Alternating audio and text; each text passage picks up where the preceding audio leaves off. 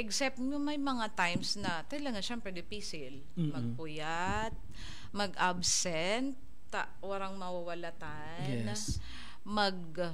divide kang time na matrabaho, na maalaga kang aki pagbanggi, syempre po mapagal. Oh, yeah. Pero, syempre may mga positive things na nangyayari. Ano man itong positive? So, mga aki ko, bako man mga pasaway na maray. Yes. Witness ako dyan. Yeah. Pag abot mo sa trabaho, maugma ang mga kairiba. Yeah. So, napapagaan man po ang pang-oral daw. Yun nga lang, syempre, puyat, pauro absent. Pero actually, ako po mga katiwala, ako ang dating principal ni Lu. And sa oras kang iyan na mga, sa journey niya, ko man talaga naramdaman na ang gabat. Dahilan kuminsan nga kung pwede pa sa nang taraman mo, Lu, mag-absent ka na, ka na muna maglaog. Gusto ko yan. Pero yaon po siya, mo siya. Matibayon ka magdarakang sa imong problema. Dapat pumili ka po kay maugmang kaiba. Yeah. Buda siguro ano man yun. Because you have been very good as a person. Ito man ang tinaong gift ni Lord sa imo na despite kang problema na yaon sa imo, tinawan ka kikusog na buot. Kayo, minaabot talaga ang point na makusog ang buot mo pag yaon na ang sitwasyon. Na pag huna mo di mo kaya, pero pag yaon na kaya man pala. Iyo. Kaya nga I know that ining mga ibatang nagdadarangog ay nagiiling. Kung maaraman talaga ninda, mapicture ninda ang sa imong sitwasyon bilang sarong magurang and sarong maestra. May inspire sindang maray. Sana. And I can share. Aramulo, igual ako nang pigatama na duwa, di ba? Si CJ and si Chelsea. Apa. Shout out kay CJ and kay Chel. Dati si CJ lang ang sa arong. Wala ako masyadong, bako siya problema. So, dagdag ba na responsibilidad? Apa. I don't consider that a problem, but an added responsibility. Tapos nagabot si Chel, kasi nagkaklase na din. So, duwa ang ataman ko. Si Kuya CJ and si Ate Chel. And you know what? I have to wake up at 4:30 in the morning now. Yes, kasi mapamahaw. Yeah, maluto ako kang pamawon, and then balon ni Chelsea for lunch, and then pagkaon ni Kuya, kasi maabot si Kuya before 1, ali sa Daraga National High School. So comfort ko dati, di ba, na dapat na 4:30, 5 o'clock, mamata pa lang ako. But nag-adjust ako. I made some adjustments kasi abo ko sindang mali. Tapos ako din kasi I have to report before 7 because I want to go home at 4. Flexi kasi ang schedule sa regional office. So if I report at 7, then I go home at 4 o'clock. Gusto ko mag-report akong before 7 para pag 4 o'clock out na din ako kasi abo ko matrap sa traffic. Yes, Na-experience ko yan. Nagluwas ako 4:30. Tama Ay, po grabe yan na. sa traffic. Oo, nakaabot ako. 6 na sa araw. So, sayang, di ba? Okay. And then, pero ako excited mag-uli, Lo, because I'm thinking of ano ang lulutuon ko, pamanggi, para sa duwang aki. So, dai ko na pig-iisip ang sadiri ko. But, I'm thinking of Chel and CJ na kaipuan kong atamanon. Otherwise, masisira ang sa indang oras kan pagkaturog, pag late, di ba? Ako lang po, duwa lang itong tawo. And ining duwa na si Kuya si Jen, si Chel, wala silang pagabat.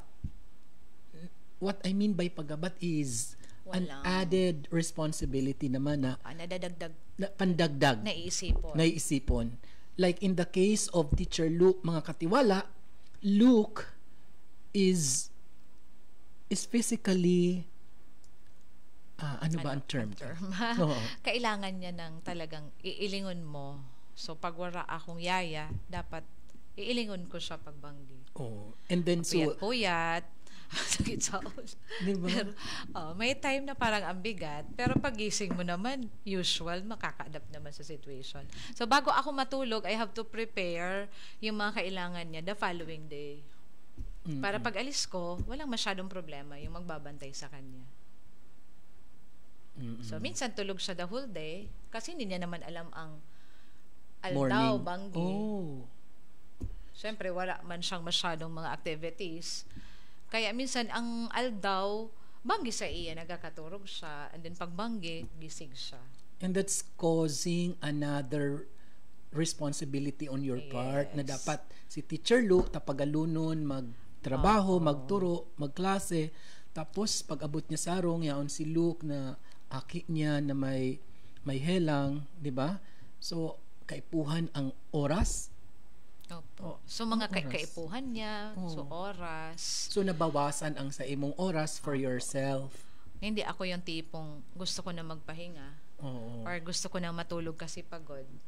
Yun ang pigkataram ko. That's what I want to emphasize sa presensya mo, digdi, Lu. Kasi, nagatrabaho ka, but may kagabatan ka sa puso na pigdadara na dai nahihiling, dai aram kang kadaklan, kung dai ka midbid. Kasi nga, very positive ang sa imong aura. Ang iba ka, yan, kurumot na ang pandok, di ba? Kasi, if we allow our problems to sink in sa satuyang sistema, ang brain ta, makumad man iyan, na pirmi na kita magmumurusot. So, pirmi na kita murusot, ta problema, hanggang we find our faces, kurulubot na. Nagurang kita. Diba? Bako maugma. But sa imo, pwede ka pang magkailang kung permi kang stress. Yeah. Matibayan ka mag-manage kang stress. Paano mo siya naadalan, Lu?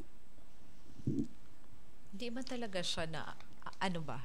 Di mo naadalan. Dahil man siya pigaadalan, yaon ka lang sa sitwasyon na iniisip mo, na kaipuhan, positive ka, para sa harong, dahil ka magdaraki, negative vibes. Takaira ka mga aki ko, kapag suduwa kong aki na iling ninda, na murusoton na ako. So, syempre, sinda normal ang buhay ninda, na dapat, mas kinaapektuhan sinda. Minsan, pipabantay ko sinda, minsan, pipalive ko sumato ako, takaipuhan ming bantay. So, ang pigiisip ko na sana, maski araw kayo ng sitwasyon, maugma ang ambience sa harong. Yeah. Para ma-feel din ni Luke na ma-feel niya na maugma siya na maski di siya nakakataram, kung pwede lang siya magtaram na napapagal din po ako maghiling sa Indota na natag-araw ka mo ka iyan na nafe-feel niya na didipisilan. Although pagbanggi talaga ang kahinaan ko ang pagpupuyat.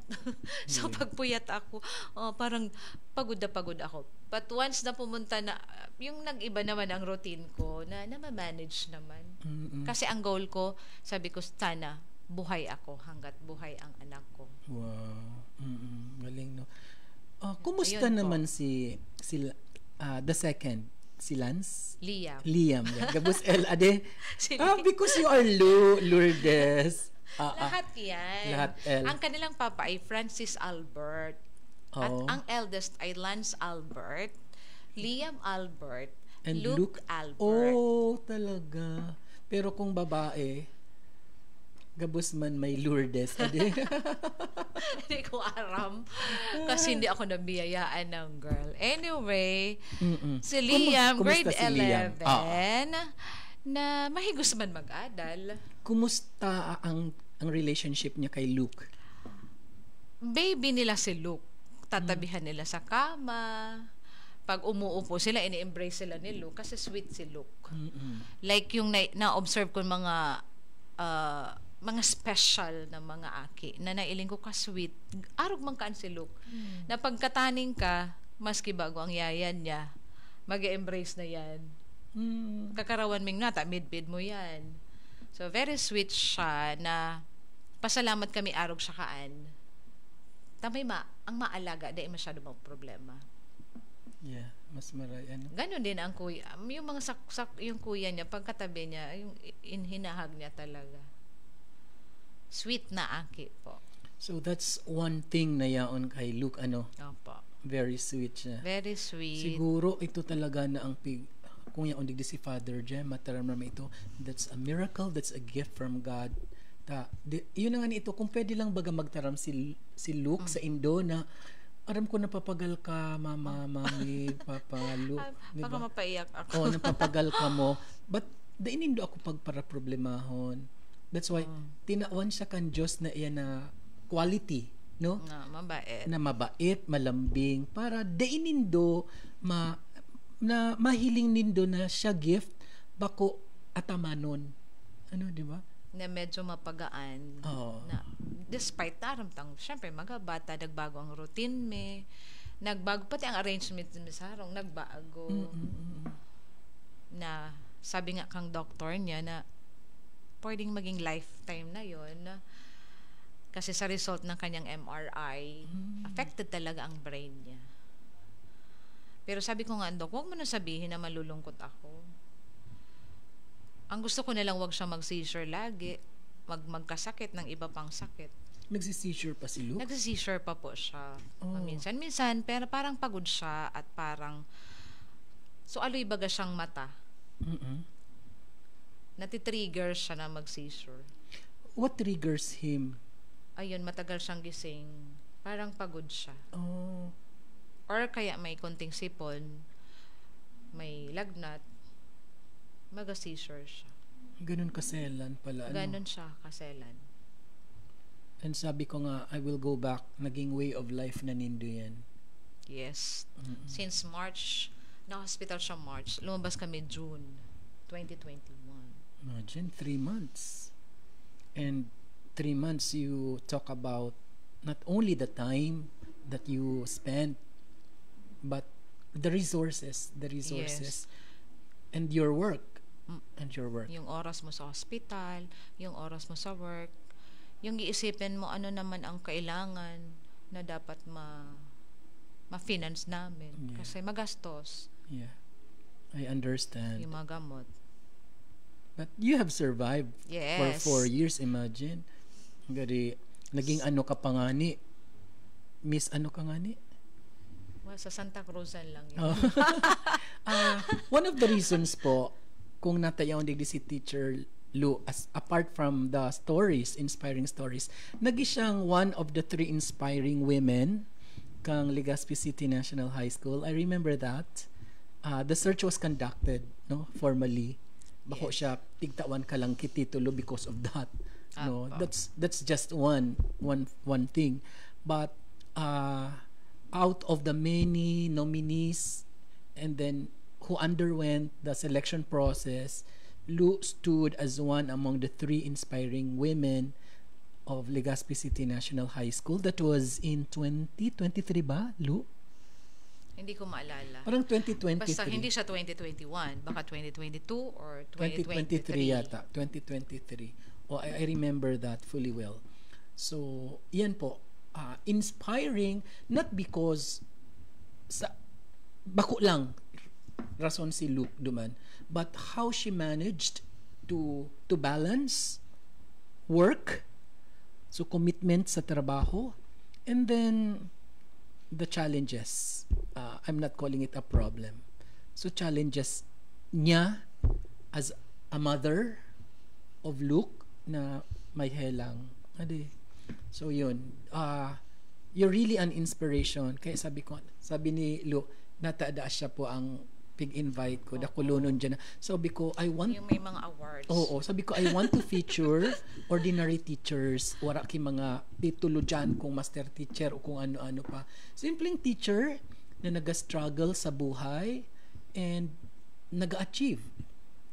And syempre, more importantly, the attitude towards life and the personality, kasabay syempre dyan ang values formation. Importante yun ayan sa sarong tawo na pigihiling ta, pigkukonsiderar ta na inspirasyon.